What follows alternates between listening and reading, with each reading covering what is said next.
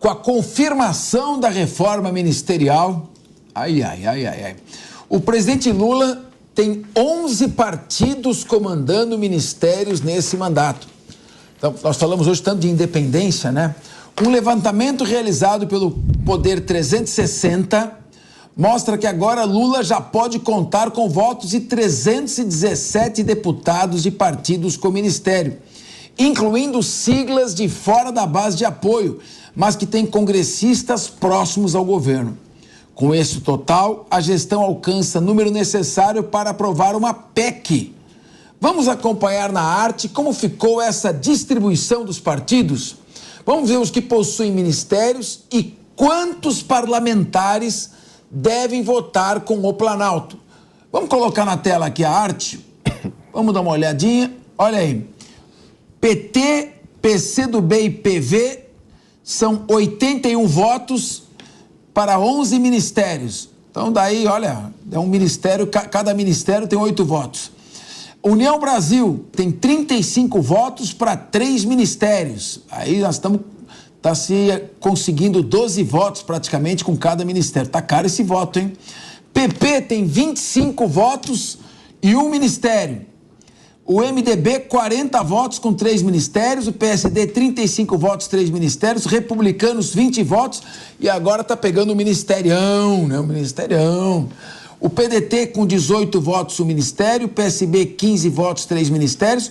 E o PSOL Rede, 14 votos, 2 ministérios. Então nós estamos aí somando aí, olha, dá um...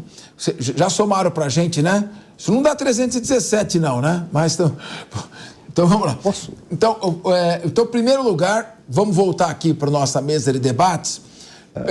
Senhor, eu queria só... o Diego Tavares está aqui aguardando para se manifestar. Eu queria ouvi-lo e ele te dá uma parte, deixar a palavra com ele te dá uma parte. Só para eu concluir aquilo, porque eu ia chegar a isso. Porque eu queria concluir na questão do Márcio, porque a ideia que tem é substituir ou ceder o Ministério para aumentar. Na realidade, são 12 partidos, e não são 11. São 12, ou 7 partidos e 2 federações. Né? Então, são 12 partidos que eles estão. Na suposição que são 317 votos. Ou seja, o Márcio França está sendo sacrificado, mais uma vez ele se sacrificou, entre aspas, e apostou e está sendo colocado a reboque, na suposição de que esses 317 deputados, se assim o forem, ficarão ao lado do governo. Mas o mais negociador disso tudo, o mais...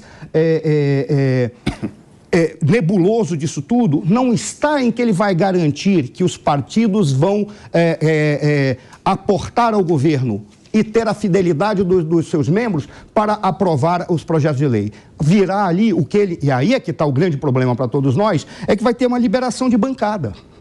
Ora, o que os partidos vão dizer, não, eu sou oposição, mas como eu libero a bancada para fazer o que ela, para votar como ele quiser. Aí a negociação é pontual com cada um dos deputados, deixa de ser uma negociação por partido, o que prejudica e problematiza cada vez mais, porque ou diminui a velocidade para aprovação, ou então você tem que arranjar mais dinheiro para poder negociar com esses parlamentares. Porque se fosse com o partido, seria um bloco. É esse o pacote. Se o partido liberar a bancada, que é o mais provável que vai acontecer, o governo vai ter que negociar com cada um deles. Isso aí é uma esculhambação.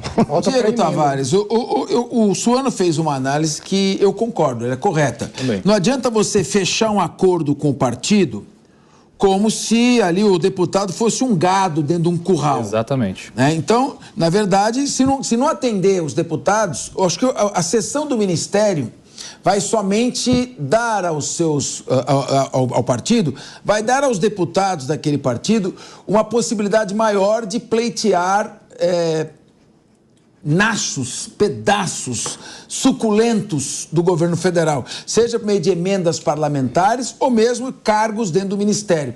Se o partido receber, isso é política, se o partido receber um ministério politicamente, ele recebeu politicamente, se ele não dividir esse ministério entre os deputados, quem ficar de fora não vai votar. Então você acha que é só o começo de uma negociação? Você acha que pode sair ainda mais cara essa negociação? Eu tenho certeza que vai sair mais cara, professor. E o Lula também sabe disso. Afinal, para o orçamento do ano que vem, ele já programou 38 bilhões em emendas para serem pagas ao Congresso.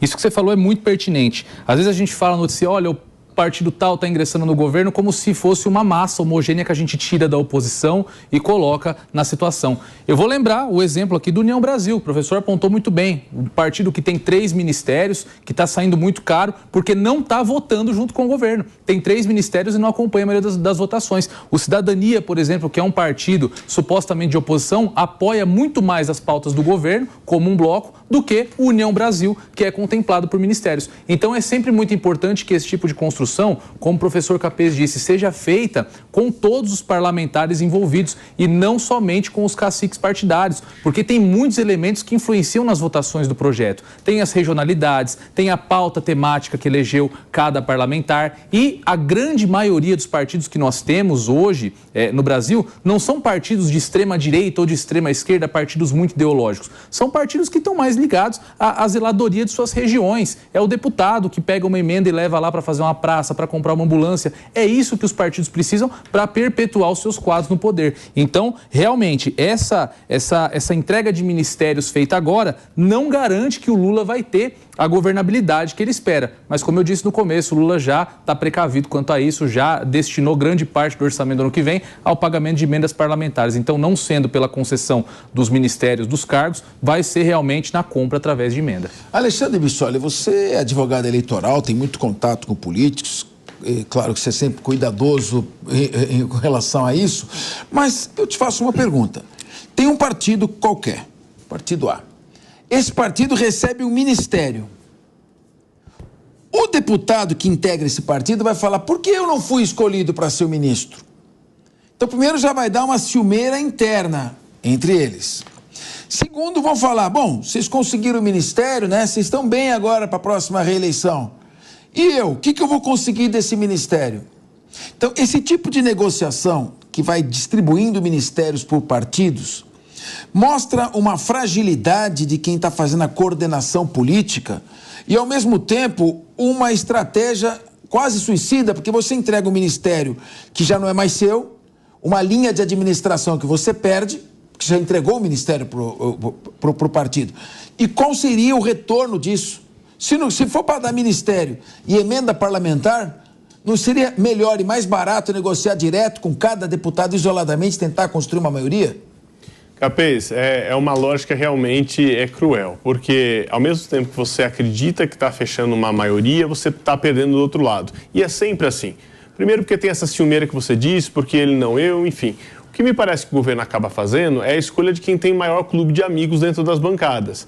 Então, o Fufuca, quem o conhece, é um deputado extremamente agradável, se relaciona bem, tem ali dentro da sua bancada vários adeptos. A gente enxerga muito isso em relação à União Brasil com a Daniela do Vaguinho, que caiu lá do Ministério do Turismo. Por quê?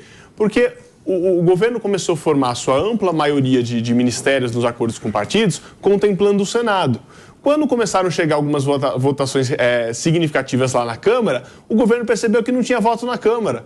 Por um simples motivo, os acordos tinham sido feitos com os personagens do Senado, que não necessariamente garantiam que os seus membros do mesmo partido lá na Câmara votassem com o governo. E aí começou uma rediscussão para que a Câmara pudesse indicar os seus representantes que levassem a maioria das suas bancadas. Então, mesmo partidos da base do governo vão ter descontentes. Hoje, no PSB, com essa saída do Márcio França do Ministério, que foi colocada numa salinha lá ao lado do Alckmin, em algo que vão chamar do nome de outro ministério, não sei como vai ser isso, já fez discutir no PSB se o partido não deveria desembarcar do governo. Porque essa história de que o PSB tem 3 ministérios é relativo. Flávio Dino não está numa cota partidária, uma cota pessoal do Lula.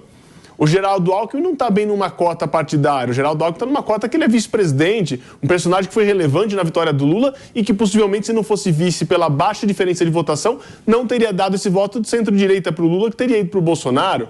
Então você tem um personagem relevante que foi o Alckmin, mas é uma cota pessoal do presidente Lula. Você tem um personagem no Ministério relevante do PSB, que é o Flávio Dino, mas numa cota pessoal. Então o PSB, na verdade, ficou com um pedaço de um ministério a ser criado que vai sair do próprio ministério, da costela de Adão, né? Vai sair ali do ministério do próprio Geraldo Alckmin.